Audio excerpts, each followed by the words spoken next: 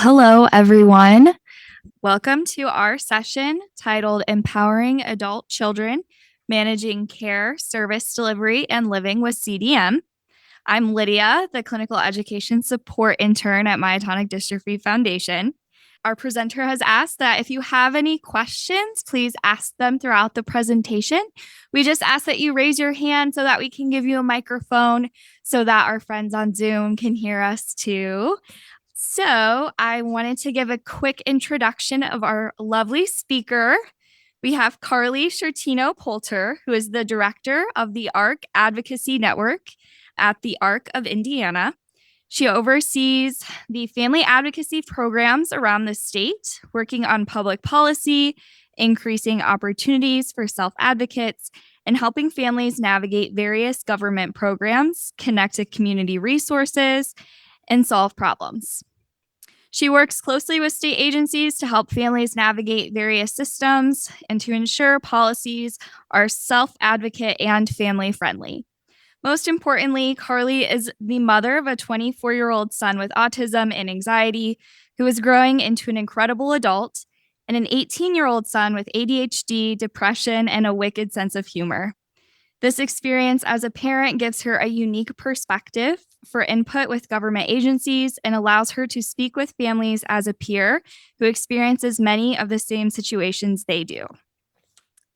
So now please give a warm welcome to our presenter, Carly Sciortino-Poulter. Thank you, everybody. And thank you so much for joining today. You know what? And if you are not familiar with the ARC, just to give you an idea of who the ARC is, we are an advocacy organization for people with intellectual and developmental disabilities of all ages and their families. And I know that not everyone with myotonic dystrophy has intellectual or developmental disabilities, but I also recognize that there are some who do. And so there's a lot of overlap. And while I do not have a child with myotonic dystrophy, like we said, I've got a son with autism. And again, I recognize we don't deal with the same things, but by golly, we deal with a lot of overlapping things, don't we? So that's part of what we're going to talk about today, and talk about how to empower our adult children with disabilities so that they get to live their life that they want to lead. That's really where all of this begins, is living a good life. As simple as that sounds, but by golly, it's not simple for our kids, is it? And so when it comes to living that good life, the first thing is we want to focus on quality of life. And that means helping our loved ones identify whatever their vision of a good life is, and then building a plan to achieve that vision.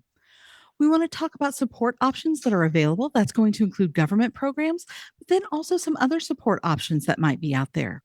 And finally, we want to talk about empowering our adult children to be able to live the lives that they want to live. So, I want to start by talking about something called the LifeCourse Framework. And that's something that we use here in Indiana. It's something that many other states are using. The LifeCourse Framework was developed by the University of Missouri Kansas City's University Center for Excellence in Developmental Disabilities and Missouri's Family to Family organization. So it was created by families for families. And it is a collection of tools and videos and supports to help people define their personal vision of a good life. And what's great about it is they break things down into what they call different life domains. So the categories of life: daily life and employment, community living, social and spirituality, healthy living, citizenship and advocacy. But they break down those different life domains, but then they also break down different life stages. Because what the needs of a child who is in grade school is going to be very different from the needs of an adult. And it's going to be very different from the needs of an aging adult. And so we want to make sure that we are addressing the stage of life that an individual is in so that we're making these choices and ideas appropriate. And go ahead. Level of understanding are these tools meant for? Could a child in grade school or middle school or high school, what is it made Sure. for? So in part, it's going to depend on the tool, because some of the tools are developed for families, and then some of the tools are developed for the individuals to use themselves. And so typically they're written at about a third grade reading level. But what's also great is not only do they have a bunch of tools available, they've also got videos to show you how to use those tools. These are all available at lifecoursetools.com. And the best part, they are all free because free is good. Okay. And so the core belief behind LifeCourse is that all people have the right to live, love, work, learn, play, and pursue their life's aspiration in their own communities. Notice it doesn't say all people with disabilities. It's just all people, because that's just it. People with disabilities are just people. They want the same things in life that everybody else does. That may look a little bit different. We may have to go about achieving it in a different way, but we all want the same things in life. We want to have a meaningful day. We want to have relationships. We want to have friendships, potentially romantic relationships. We want to be able to go out and do things. And that is universal. So that core belief behind LifeCourse is universal too, that all people have these rights. And so they've got a bunch of different tools. And so I've got a couple of them on here today. And really, it's only a couple out of everything they have. But this is one that I like. This is the Exploring Life Possibilities, because on the bottom, you will see what is typically done, or what has typically and historically been done for people with disabilities in some of these different life domains. But the thing is, there are more resources and more opportunities available for people with disabilities than there ever have been before. And so in that middle section is what we're talking about now. So for example, when we used to talk about employment for people with disabilities, we'd talk about things like sheltered workshops, and we'd talk about job enclaves. But now we're absolutely not only talking about jobs, but we're talking about careers. We're talking about people with disabilities being able to own their own businesses. We're talking about people with disabilities not only just graduating high school, but going off to trade school and to college and to all sorts of things, because we don't want to limit the possibilities that are out there. This is another set of tools that I like. This is the vision tool. And what I like about it is there's one for the family to fill out and one for the individual to fill out. And it's basically, what do you want in life? What is your vision of a good life? What is your loved one's vision of a good life?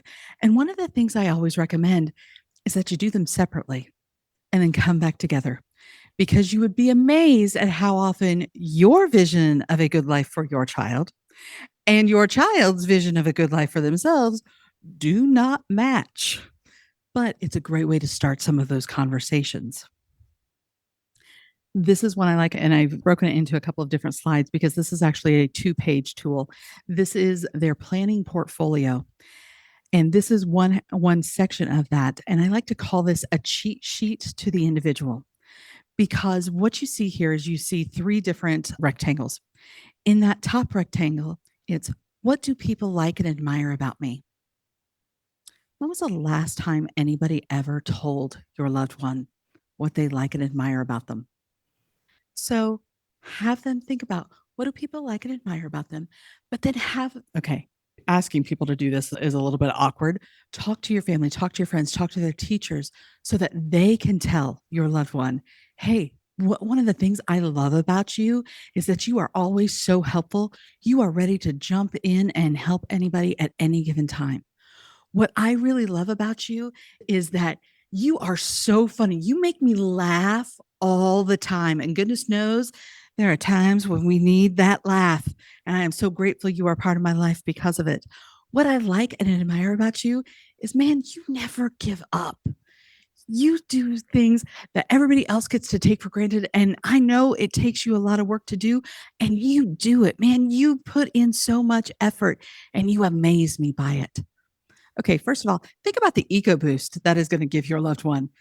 Goodness knows, they deserve that. But we start by that to help get them in that frame of mind.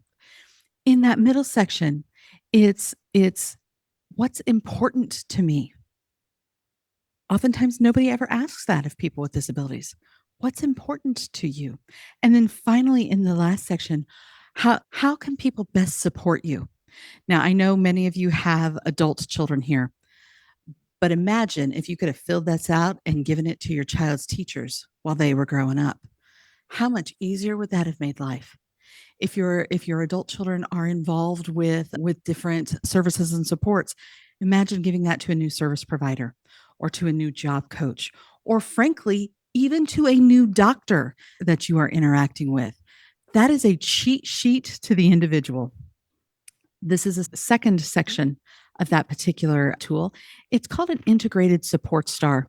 And this one is what's called divided integrated support star because it's about helping you figure out what types of resources are already available to your loved one. What are the things that they already have in their life available to them?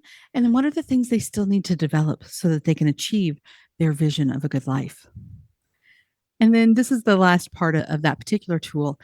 And I love this part because in the upper right hand corner, that big purple rectangle is what is your vision of a good life? And sometimes, and just as importantly, but sometimes easier to answer, it's down in the bottom. What do you not want in your life? On the left hand side, it's what experiences do you have that are getting you to your good life? What things do you need to develop to develop your good life? And then also, what are the things need to be careful of? So the first time I ever sat down with my son to do these, he was a junior in high school. And we were trying to figure out, frankly, what were we going to do after high school? How many of you have gone through that? And you were like, when we were in there, it was like, oh my God, what do we do when school ends? Yeah, I was in that spot. And so I kept trying to have conversations with him about jobs and what kind of jobs he would want to do. At one point, he did tell me that he wanted to work at McDonald's, but then I told him you weren't allowed to eat the French fries when you worked at McDonald's, and he didn't want to work there anymore. Okay. But I kept trying to have this conversation, and it was going absolutely nowhere. And so finally, I called him down to the dining room table, and I said, Andy, what's your vision of a good life? And he said, I don't know.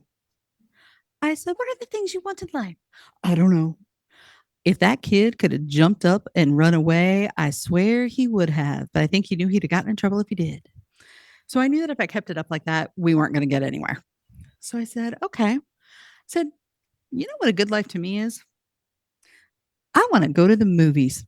He snapped his head up because he was not expecting that kind of an answer. I said, what about you, Andy? Do you want to go to the movies? And he goes, yeah.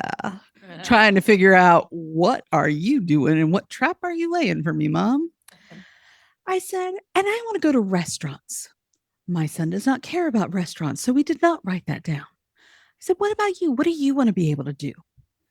And he thought for a moment and he goes, I want to go to GameStop. I said, okay. So we put GameStop down in that purple rectangle about what is your vision of a good life? Because here's the thing. When we talk about those visions of a good life, yes, that may include things like living independently and having a career and all that. But let's be honest, it's also the little things that make a difference, like going to GameStop, like stopping for your latte. For me, it is going to a convenience store called Get Go and getting the 44-ounce cup with the pellet ice in it. That is part of my good life because those little things are what make life enjoyable. So we've got to include all of those things too, in addition to the big picture things like jobs, like careers, like independent living. And so we talked about some of the other things he wanted to do, like he wanted to make sure he stayed in Special Olympics. He wanted to go out with his friends and things like that. And so eventually we were able to circle back. And I said, okay, you want to be able to go to GameStop. You want to be able to go to the movies. What do you need to do that? And he stopped and he thought, and he goes, you need money. I'm like, that's right. You need money. How do you get money? You need a job. That's right. What kind of jobs do you think you might want? And that's how we were able to have that conversation that I had been trying to have for months with him about what kind of job do you want? We were able to redirect and circle back and start having some of those conversations. And one other thing I want to add to that is none of this is set in stone because here's the thing. What we want in life changes, and we need to make sure our loved ones know about that. How many of us in this room are doing the job that we expected to do when we were 18? I'm not either, okay? When I was 18 years old, I wanted to be a foreign correspondent, and I was going to report from Riyadh, and I was going to be traveling all over the world. And in my sophomore year of college, I realized I hate reporting. Like literally, my hand does not write fast enough to take notes appropriately. So I pivoted from there. And the thing is, we all do that. We all change our mind as we get new experiences, as we learn about new things, we adjust. But so often with individuals with disabilities, they're not given that opportunity. They're not given the message that they can change their minds. And so we've got to make sure that they know those things too. So let's talk about some of the services that are available to help our loved ones be able to live their lives. Now, the reality is every state has these programs. They are all going to be called something different, and the details are going to be different, but the overarching themes are going to be the same. So, first of all, every state has a vocational rehabilitation agency. Here in Indiana, we call it vocational rehabilitation services because we make things simple like that. But their whole purpose is to help people with any type of disability find jobs. Now, that can be doing things like helping them get a job coach and helping them develop a resume and helping them apply for jobs and with the interview process. And then once they get the job, go with them for a couple of months to get them settled into the job until they're successful at that. But it can also be things like training programs, whether that's paying for training programs or whether that's providing support in those training programs. The same applies for college as well. So, for example, let's say you have a loved one, and one of the things they need is they need extra time on tests. That was easy when they were in grade school. You either put it in the IEP or the 504 plan. Guess what? You can still have those types of accommodations at college or in a trade school. And working with vocational rehabilitation helps pave the path to make that a little bit easier to achieve. If somebody needs tutors, if they need some equipment to help them out, whether that's something like a recorder to help them take notes, whether that's back in the day, they used to buy machines that would actually read people's textbooks out loud to them. Guess what? They don't have to do that anymore because it's been built into every machine that has been built in the last 15 years. Your computer, your tablet, your cell phone already has that in it. It's just in the accessibility section. But oftentimes people don't know that's there. But vocational rehabilitation can do all sorts of different things, but oftentimes people don't know about it. If your child is transition age, which depending on which government program you are looking at, will define that as anywhere from 14 to 22, 14 to 24, or 14 to 26. There are also some programs out there for pre-employment skills, and especially a lot of job exploration so that they can find out what is out there. Because so often individuals with disabilities get pigeonholed into working either in fast food or in janitorial jobs.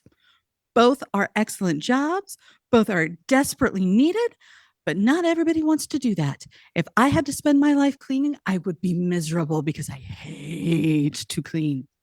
All of you out there who are the people who love to clean, it makes your soul sing to have a beautifully clean kitchen and all that. I am grateful you exist. The other big service that's out there that may be available to your loved ones are Medicaid home and community-based services. That's the more official title that you will see at the federal level used. Most states refer to it as a Medicaid waiver, but what it does is it provides a combination of both Medicaid health coverage and services and supports designed to help people with disabilities live their lives. It's those things that typically health insurance doesn't cover. Here in Indiana, we break our waivers into two different types. We have our skilled nursing waivers, which are designed for people who have more medical needs or more physical disabilities, and they are designed to help people stay in their homes and not go into a nursing home. So some of the services there can be things like homemaker services, so that when a person is just too fatigued to be able to clean their home, somebody else can do that for them. That is often how Meals on Wheels is paid for. That is often how assisted living is paid for. So there are we have about 20 different services available through those waivers. And then we have our developmental disability waivers, which are designed to help people with intellectual and developmental disabilities get out and be as active in the world as possible. Radically different focus, but those waivers are designed, and most of the services are designed to help people get out and do things.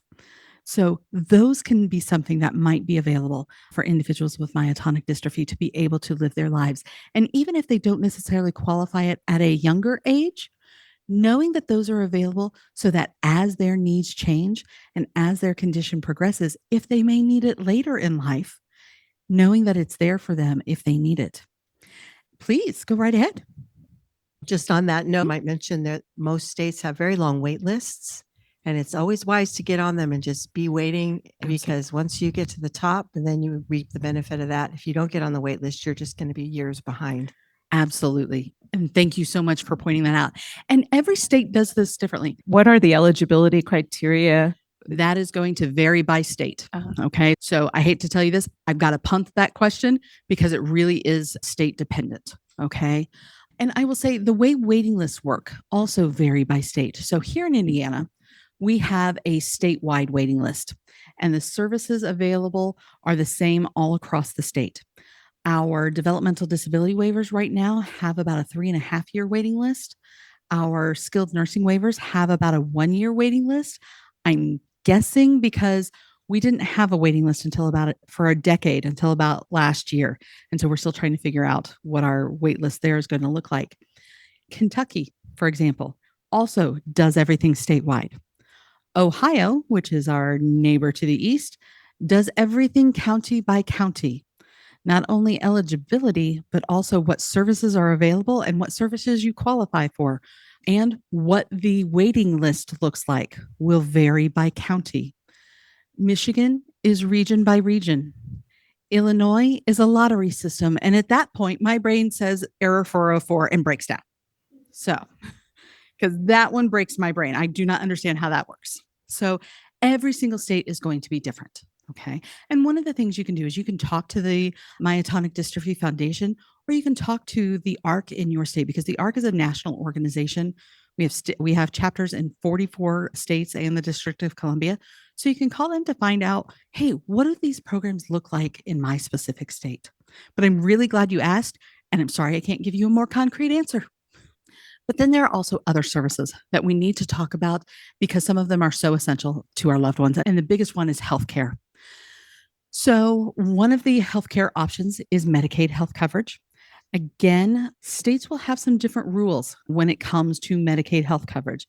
And sometimes there are different rules about when somebody has a disability versus when they don't, when they have Social Security benefits, or if they don't. I like to joke that our kids are the purple sparkly unicorns of the world because they qualify for all of these programs and often break all of the normal rules in the process.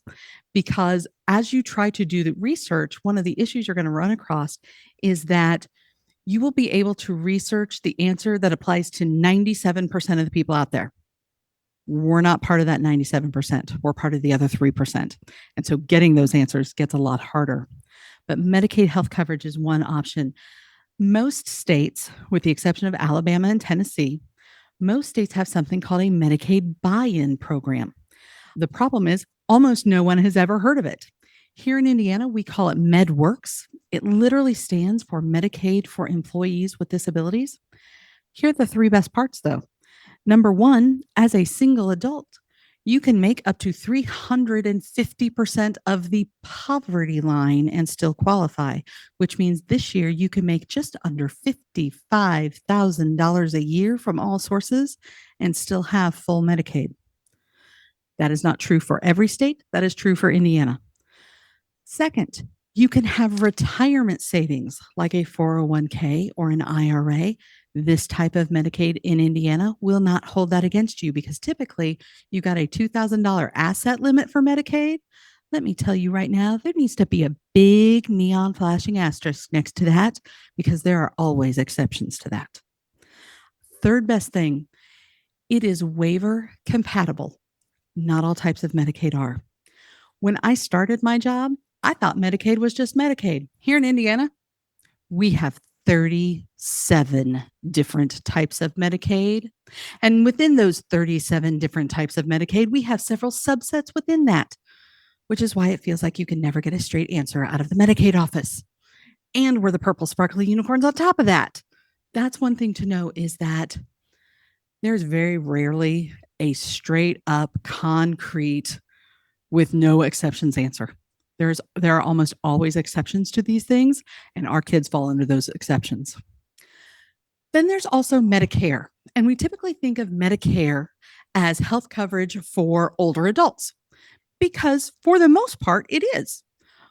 But there are exceptions to that. When somebody gets Social Security Disability Insurance, or SSDI, which I'll talk about here in a minute, after they have been eligible for 2 years, they get Medicare.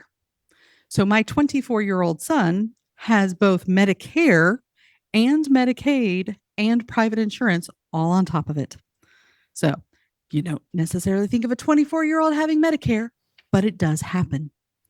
And then if those aren't available to you, there's also the Affordable Care Act marketplace, which is just when you can't get health insurance, know that is an option. Now, I hear a lot of feedback right now that it's not necessarily the best health insurance out there, but it is still health insurance and our kids can't be without it. So making sure you know what options you've got. Then we've got Social Security benefits. And I will tell you right off the bat, nobody ever knows which program they are in because it's confusing. It's confusing on the best days. People aren't typically calling me on their best days. I do occasionally get people who call up and say, "Hey, Carly, just wanted you to know everything's going great." They're normally calling me to tell me that because for 6 months ago, the wheels came off and we were dealing with some crisis situation. But I say this because these programs do get confusing. And if you ever feel confused and overwhelmed, I want you to know it is not you. It really is these programs. You're not crazy. So a lot of individuals start off, especially when they are younger, will start off on Supplemental Security Income, or SSI. That is designed for individuals who have disabilities or who are older adults who have very low income and very few resources. The government programs use the term resources. I use the term assets because when I think of resources, I think of the library and the parks departments. I don't think of money. When I hear assets, I think money. Okay. But SSI is designed to pay for the basics of life: food, shelter, heat. They used to include clothing in that list. They no longer do because apparently they're fine with you walking around naked all day. Okay. SSDI is different. SSDI is Social Security Disability Insurance. So when you're working, if you ever look at your pay stub, you see that little line item that says FICA. For the most part, that is your Social Security retirement benefit. But buried in there is actually a disability insurance policy that you are paying for. And so if your child was disabled prior to age 22, it is possible for them to get SSDI benefits off of your work history as the parent when the parent either retires according to Social Security, if the parent becomes disabled themselves, or if the parent passes away. And typically what that does is it gets the individual more money. Okay. Is it possible for a person with a disability to get SSDI benefits on their own? It absolutely is. And how much you have to work depends on your age. If you are under age 24, you have to have 6 work credits. If you are between the ages of 25 and 31, it's slightly more than that. If you're over age 31 when your disability develops, you've got to have, I believe it's 40 work credits on there. But that is something that can also be available to help pay the bills, to help you be able to live your life when you're no longer able to work, or more importantly, when you're not able to work as much as you used to. Because here's the thing. Social Security will tell people you can only get these programs if you can't work. That's what they always say. It is not remotely what they mean, because yes, you absolutely can work and be on these programs. You've just got to be able to document what types of supports you need to be able to work. But now let's talk about the elephant in the room. Okay. Here's the thing. Right now, many programs are facing funding cuts at both state levels and at federal levels. And the reality is we don't really know what those cuts may look like, or if they will actually happen. There's a lot of rumor right now. There are a lot of things going on, but trying to dig down and figure out what is real versus what is rumor is hard. Okay. So one of the things, and part of it too, is that some of the agencies that we need and that we rely on are either being closed or being reorganized, or their funding is being substantially reduced or eliminated completely. So, for example, the Administration on Community Living, which often helps individuals with disabilities and older adults be able to live their lives, has been eliminated. The Department of Education has been reduced substantially, and they keep saying that they are going to eliminate the Department of Education. It's going to be a lot harder than they think it is, but we don't know what the real effects of that are. There have been a lot of cuts in the Department of Health and Human Services. And so there's a lot of uncertainty right now, is what I'm really trying to get at. So, right now, the most important thing you need to do is stay up to date on all of these changes, but stay up to date from reliable sources. The Myotonic Dystrophy Foundation is one of those reliable sources. They send out their newsletter once a month, they do legislative updates. Listen to them on what's going on, especially in the world of myotonic dystrophy, and specifically how cuts and legislation that is pending will impact individuals with myotonic dystrophy. I will also make a shameless plug, tell you you can sign up for the ARC's newsletters on these things too, because while it's not necessarily the same, we are all fighting to save Medicaid right now. We are all fighting to save Social Security. We've got a lot of overlap, and there is strength in numbers. But you want to make sure you are getting your information from reliable sources. I saw it on Facebook is never a reliable source. No matter how much you love Aunt Pam, that doesn't mean that it's necessarily correct. Okay. And you want to talk to your lawmakers about what's going on, about your experiences and your needs, because the reality is they have no idea what our loved ones go through. They don't really even understand what Medicaid is or does. They have a general idea of some of it, but they don't get this, and they don't understand the impact it actually has on people's lives. And so you are the ones who can share your stories about what these programs mean and what losing these programs would mean to your loved one's life. That is true at the federal level. That is true at the state level. But let's be honest, that's also true at the local level. How many of you have good sidewalks in your area? How many of you have public transportation? If you have public transportation, I am very jealous. We don't have much of that in Indiana. We do have some, but of course, our state survived on the auto industry for decades. So having robust public transportation was counterproductive for a state that made their money off of building cars. So make sure you're talking with your local legislators too. So now let's also talk about types of legal support that are available, because this is something that often comes up. It is one of our most frequent calls every month, and it always starts the same way. My son's turning 18 soon, and the school says I have to get guardianship. Maybe. The thing is, when it comes to types of legal support, those things are going to vary by state. But some of the common options out there, from least restrictive to most restrictive, are going to be supported decision making, being designated a healthcare representative, power of attorney, limited guardianship or limited conservatorship, and full guardianship or full conservatorship. But when you're looking at those types of legal support that your loved one may need, start by determining what the amount and the type of support that they really need. Because it's important to use the least restrictive option available. Because when you're using that least restrictive option, you are fostering independence. You are furthering that expectation of equality. You are furthering respect and self-determination. And you are improving and ensuring that your loved one has a better quality of life. And as we're talking about how to empower our adult children, it really starts there in making sure that they are able to make as many decisions on their own as they can. Even when they need support, that's totally okay. But we're making sure that we are enabling their expectation of equality and respect. Because there is dignity in risk. I know as a parent that is terrifying. If it was up to us, we would wrap our kids in bubble wrap and protect them from the entire universe. That's not realistic though. And the thing is, when we want to do that, it's because we want to protect our kids. It's because we do it out of love. It's not that we're trying to restrict them. It's that we want to protect them. But what we don't realize is when we're doing things like that, we're actually taking something away from the individual. So one of the things, as I'm talking to parents about guardianship and alternatives, one of the things they will say to me is, he doesn't make the best choices.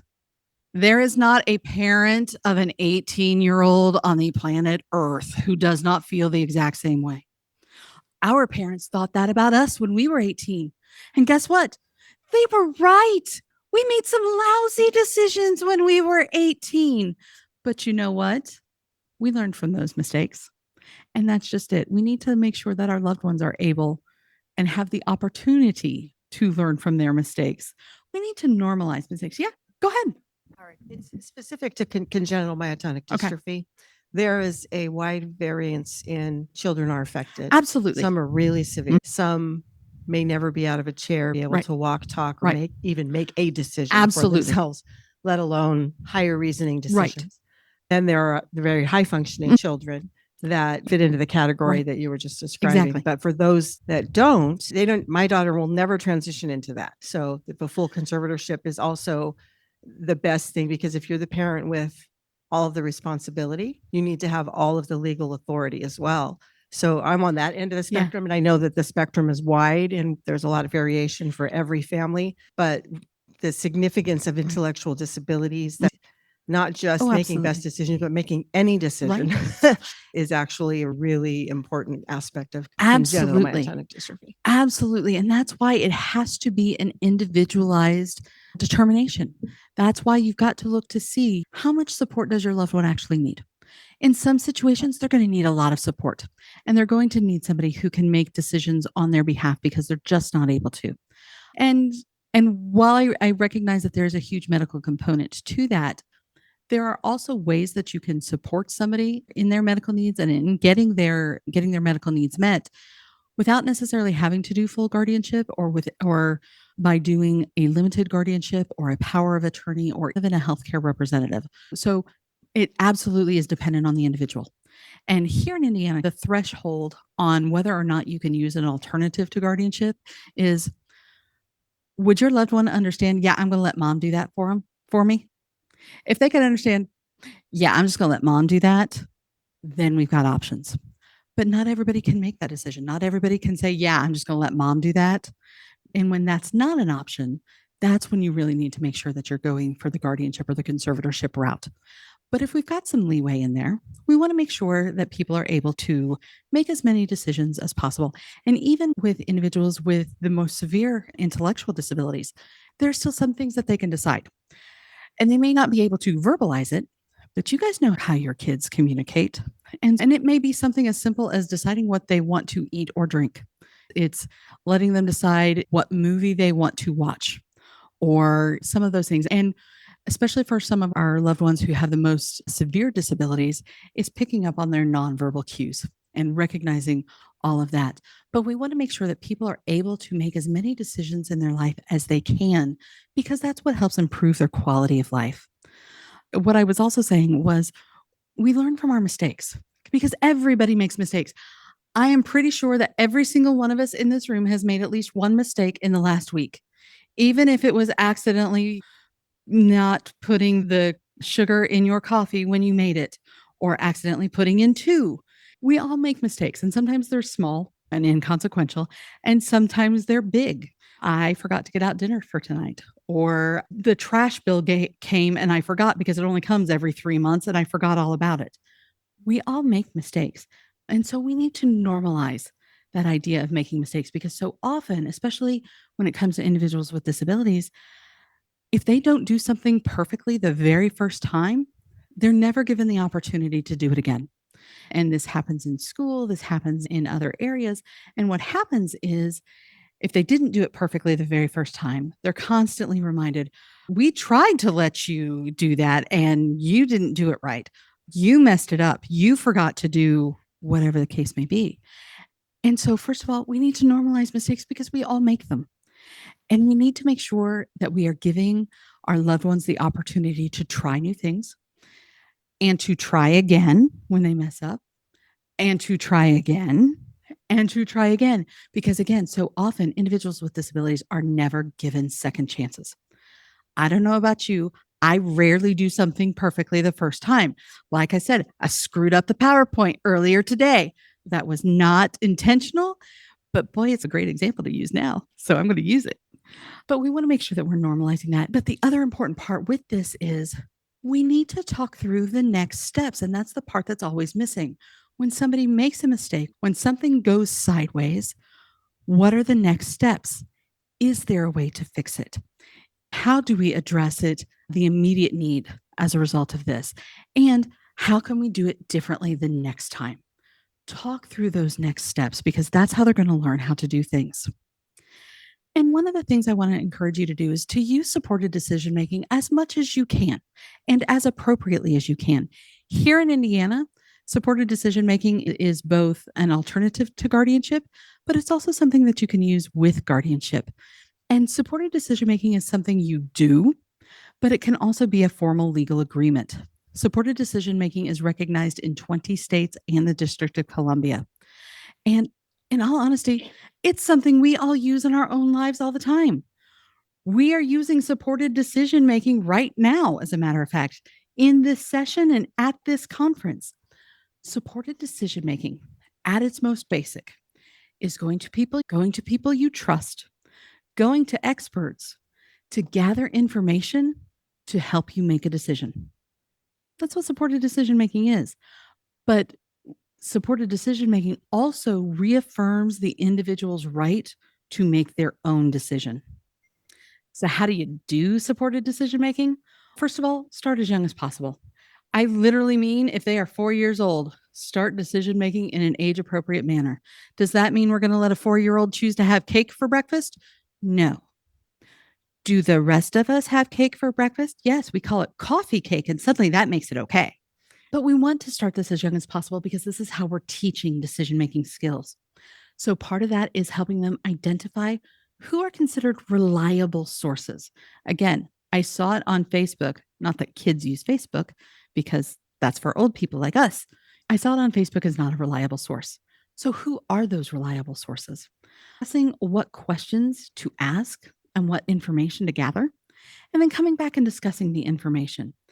And to me, sometimes the hardest part of this, honoring the individual's decision, even when you disagree with it, which to me is the hardest part of this whole thing. First time I ever used supported decision making with my son. He was a freshman in high school. He came home with a paper for something called Elite Gaming Live. Do not Google that. Okay, trust me. And he came home and he said, I want to do this. Can I? My son had never asked to do anything in his entire life. Man, if there was a way to pull this off, we were going to. But this paper he brought home talked about how parents spend thousands of dollars every year on travel sports teams because where I live, they're a little crazy. And it's nothing for them to drop 10 to 15 grand on travel sports. I'm not one of those parents. Then it starts talking about how people spend or how people in the IT industry make $80, $90, and $100,000 a year. What's my first thought? Holy cow, how much does this thing cost? Because I would love to let him do this, but I don't have 15 grand to drop on it either. And travel sports where I live, they'll do that 5, 6, and 7 days a week. Again, I'm not that kind of a person. And so I start asking my son questions. I'm like, how often does this meet? I don't know. I'm like, how much does it cost? It doesn't cost anything. I'm like, where did you come up with that? And he said, it doesn't say anything. Does that sound familiar to anybody else? Yeah. And so I'm asking these questions and he's getting more and more upset that I'm not just saying yes to this. And finally, what made him stop was I asked, Andy, what happens if it's the same time as your guys' night out? And he stopped and he goes, oh, I don't know. I said, okay, there was my opening. I'm like, okay, so there's some more information we need, right? And he goes, yeah. I said, okay.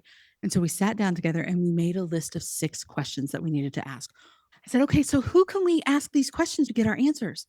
And he thought for a minute and he said, his resource teacher. I said, that's a good idea. Who else can you ask? And he thought and he goes, the teacher in charge. I'm like, that's a great idea. So his job was to go back to school the next day to ask these 2 teachers these 6 questions. Okay, his mama's not a dummy. This was the first time we were doing this. I emailed the teachers to ask these questions, but he came back that afternoon with the answers to 2 of the questions. Turns out Elite Gaming Live is a school-wide video game competition, but they stay until 6:00 at night, so they have to have parental consent. And it really was free.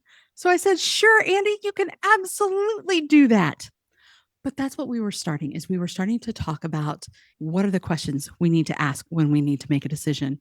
Who are the people we can go to get reliable information?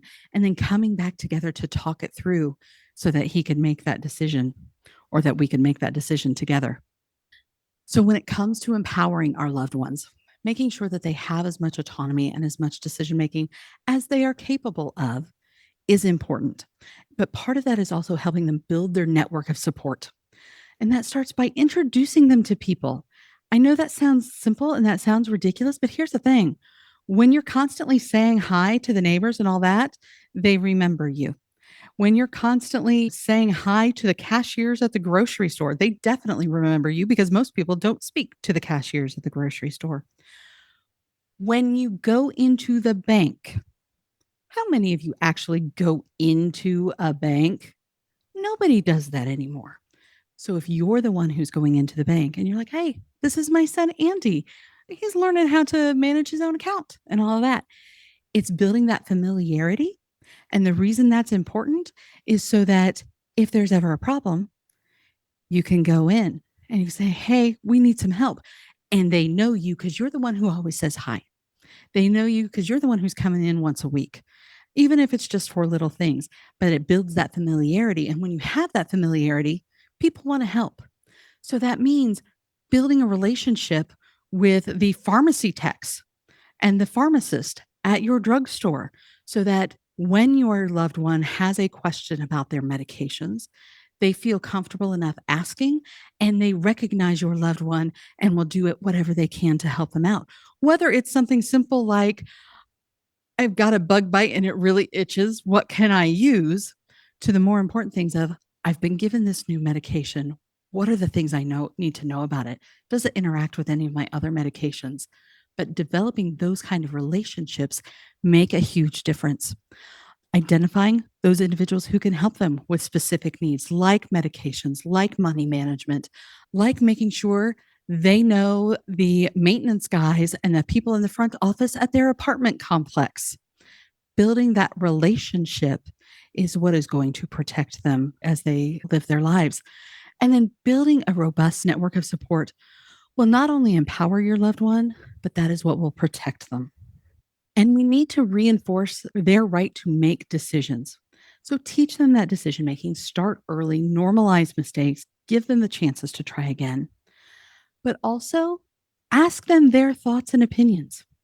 Share your thoughts and opinions with them and show them that you value their input. Because here's the thing, you guys set the example that shows them how they should expect other people to treat them. So if you are the one who is constantly asking, what do you think about this?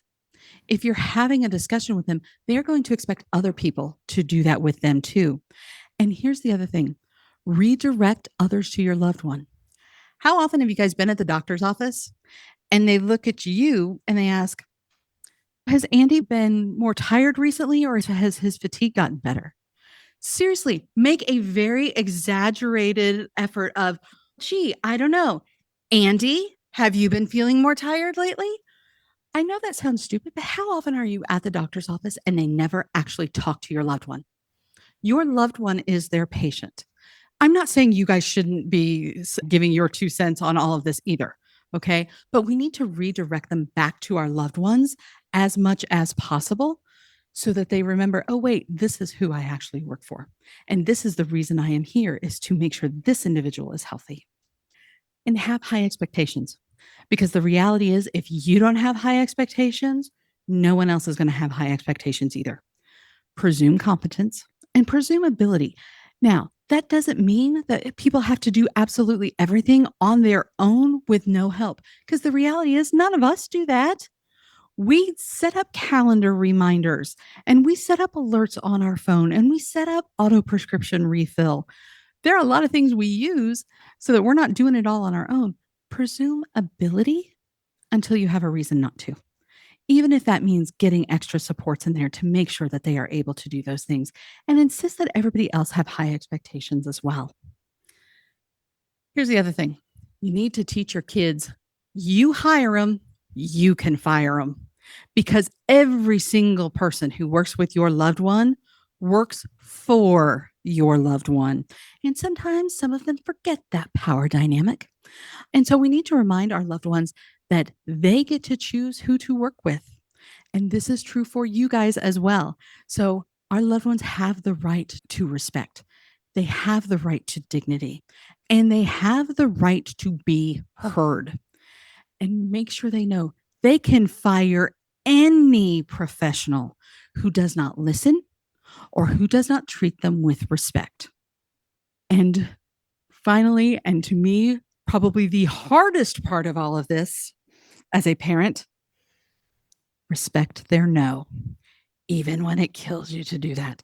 And don't get me wrong, there's also a difference between a no that is going to cause permanent harm, something that is going to cause life-threatening harm, versus something I just don't like. And so the thing is, it's their life.